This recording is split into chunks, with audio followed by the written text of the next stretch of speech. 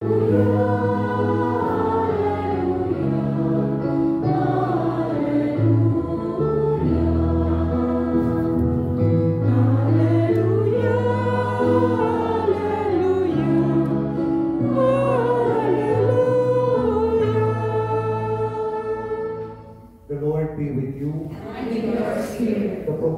of the Holy Gospel according to St. Luke. Glory to you, Lord. While the crowd was pressing in on Jesus and listening to the word of God, he was standing by the lake of Gennesaret. He saw two boats there alongside the lake. The fishermen had disembarked and were washing their nets. Getting into one of the boats, the one belonging to Simon, he asked him to put out a short distance from the shore. Then he sat down and taught the crowds from the boat. After he had finished speaking, he said to Simon, "Put out into the deep water and lower your nets for a catch." Simon said in reply, "Master, we have worked hard all night and have caught nothing, but at your command I will lower the nets." When they had done this, they caught a great number of fish, and their nets were tearing. They signaled to their partners in the other boat to come to help them. They came and filled both boats so that the boats were in danger of sinking. When Simon Peter saw this, he fell at the knees of Jesus and said, "Depart from me, Lord, for I am a sinful man." For astonishment at the catch of fish they had made seize him and all those with him, and likewise James and John, the sons of Zebedee, who were partners of Simon. Jesus said to Simon, "Do not be afraid. From now on you will be catching men." When they brought their boats to the shore, they left everything and followed him. The Gospel of the Lord. Praise to you, Lord Jesus Christ. Please be seated for the moment. The theme of today's Gospel is a call. If we listen to the Gospel, like Paul, in the second reading, Peter, Isaiah, sila po ay parang not worthy. They are not worthy, but they were chosen, they were called by God. And meaning, that all of us ay tinawag ng Panginoon, all of us are called by God to follow Him, to become a disciple, and later on, to be a proclaimer of the good news. That all of us are called. We should not say, "I am not worthy because I am like this one." Even Paul, a persecutor, but God called them. Here in the Gospel, Jesus was teaching. What lake? Anong lake na pinuntahan niya? San Rio. Sa Gennesaret, no? So he's standing by the lake of Gennesaret. At nakita niya ilang boat, ilang bangka, dalawa. So the fishermen actually washing their nets. And because a lot of people, Jesus wanted to teach them, so a lot of people, he used one of the boats. So you can imagine the Lord was in the boat and people were on the shore. So when Jesus was teaching, people also were listening. And maybe also Peter and companion, while washing their nets, ay nakikinig. Just like us. When Brother Bai was preaching, those, for example, Monday group ka, Tuesday group, nakikinig kay Brother Bai habang naglalakad. Okay, so, just like Peter and companion, while washing their nets, they were also listening to the teaching of Jesus.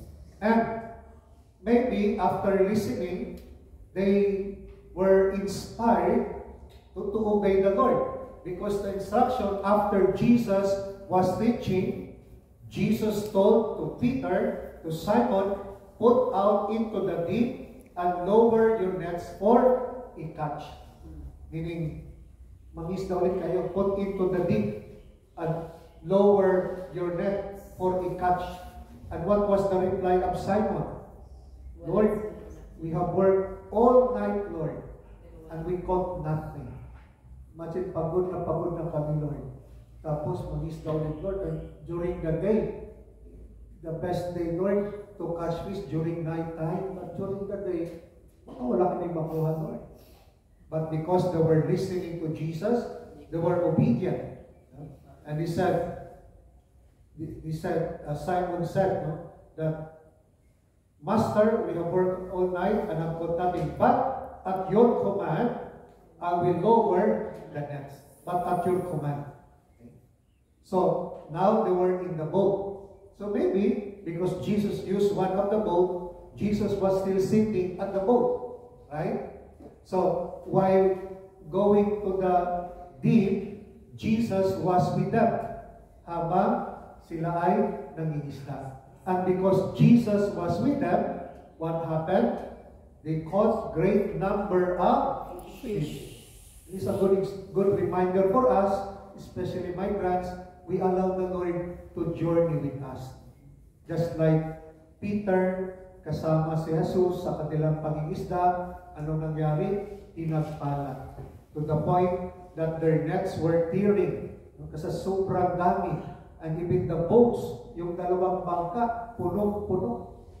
So meaning that when we, as migrants, huwag natin kalimutan si Lord sa buhay natin.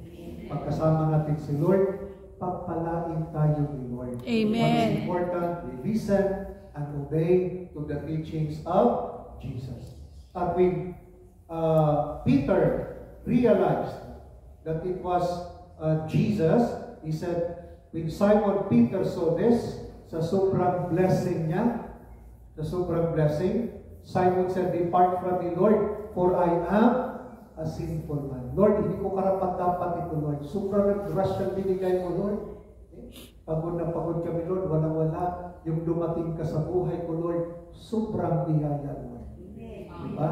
Pag dumating si Lord sa buhay natin, lalo tayong pagpalain. That's why, depart from me, Lord. I am a sinful man. I am not worthy, Lord. Sa sobrang dami.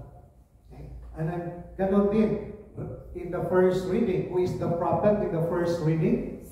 Isaiah. Diba? Isaiah was not also not worthy. Sabi niya, "Woe to me, I am doomed. For I am a man of unclean lips, living among a people with unclean lips." Makamaritis din to. Unclean. But, the angel, anong kinuha? Yung ember, yung baga, may apoy, at nilagay sa lips. Diba? It touched my mouth and it said, "See, now that this has touched your lips, your wickedness is removed, your sins is purged." So yung ember, yung apoy na yan, symbolize for cleansing. So kaya mga marites, huwag ng bag. Okay, so symbol of cleansing. So, sabi ni Isaiah, I am not worthy. I am not worthy. I am a sinful man. But because of that, the angel touched his lips. He was purified. And that is why God said, "Whom shall I send?" And I said, "Lord, here I am. Send me." Okay?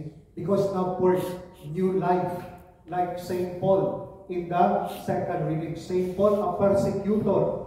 That's why, but by the grace of God, he was chosen to be the apostle. Imagine the description of St. Paul, because he was a persecutor, although he was called by God, but because according to Paul, God appeared to Cephas, to Simon, and to hundreds of others, and last of all, as to one born abnormally, he appeared to me.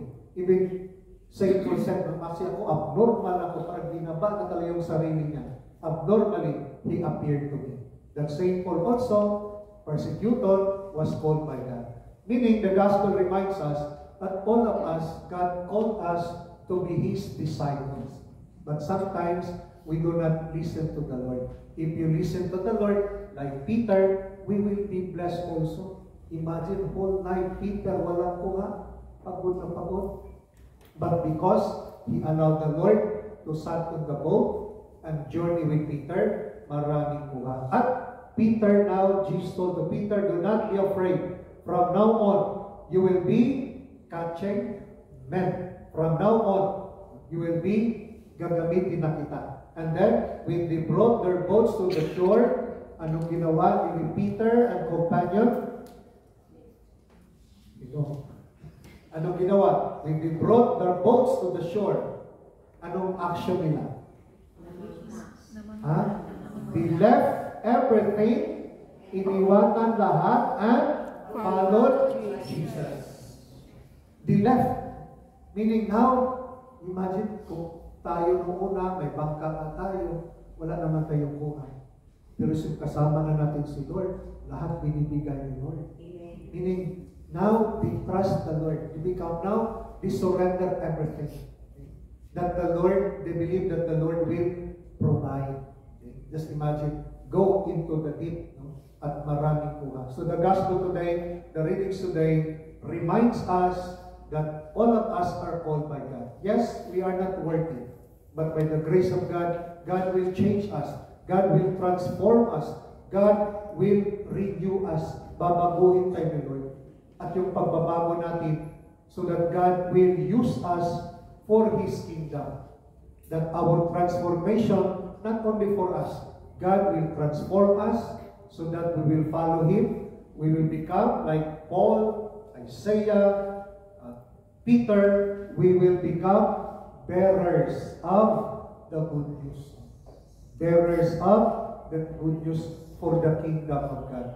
And so in this Mass, we ask the grace of God that we believe, we listen and believe the power of God, the grace of God. God's grace can transform us like Paul, a persecutor, sinisira yung mga Kristiyano, pinapatay. But now, after his conversion, Paul became builders of the community. If you read the New Testament, a lot of communities that Paul built, Corinthians, Romans, Ephesians, marami. Because faith builds a community. And so, in this Mass, we thank the Lord that the Lord is our hope. The Lord's grace can transform us, that as we experience the love, the grace of God, then we have to pay back also the goodness of the Lord by being a servant, a disciple of the Lord. Amen. Let us all stand and profess our faith.